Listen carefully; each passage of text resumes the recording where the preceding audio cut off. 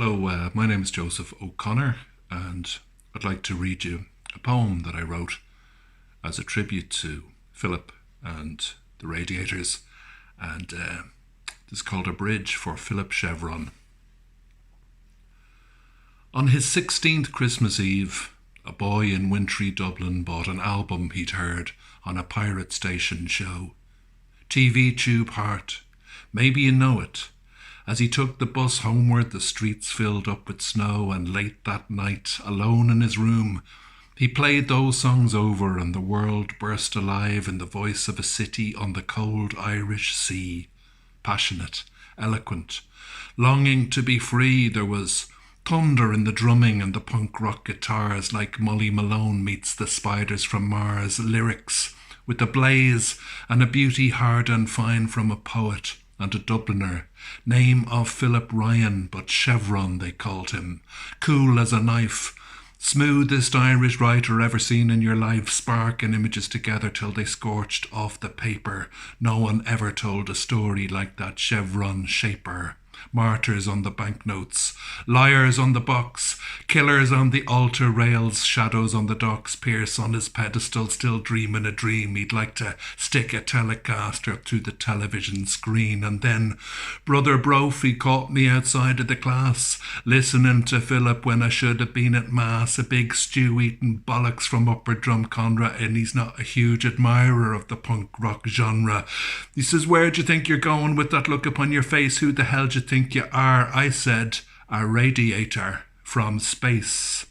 Well, his eyes are kind of flashing and his lips are turning blue. He says, "Get in there to confession or I'll radiator you."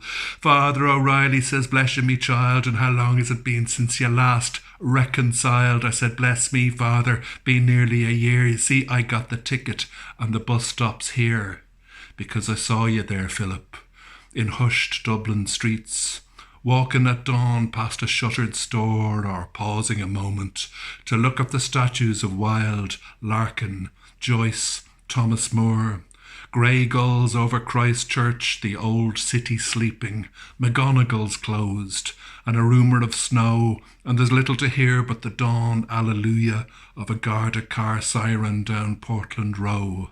Your mind, raining melodies, night towns of humour, cabaret, grease paint, heart-aching wrong, your heroes, inconvenient people in corners, the people that rarely get put in a song, early house ghosts in the hunger of morning time, 5 o'clock shadow men, shook by the fates, hooers and bogey men waiting for openings, the people unnoticed by cold-eyed Yeats.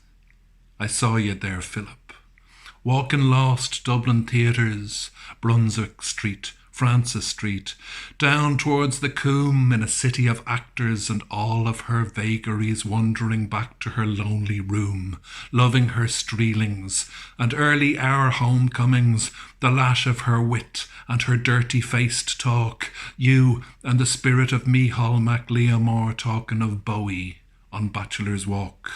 I saw you there, Philip, drifting past Trinity, cobbles of history moistened by mist, head full of power chords, thunderstorm images, lovers you kissed, your shy smile by Bewley's, your handshake to Duke Street, some evening when August had glittered the town, the windows all shining in glorious cadence with your stubble-cheek grin and your beautiful frown.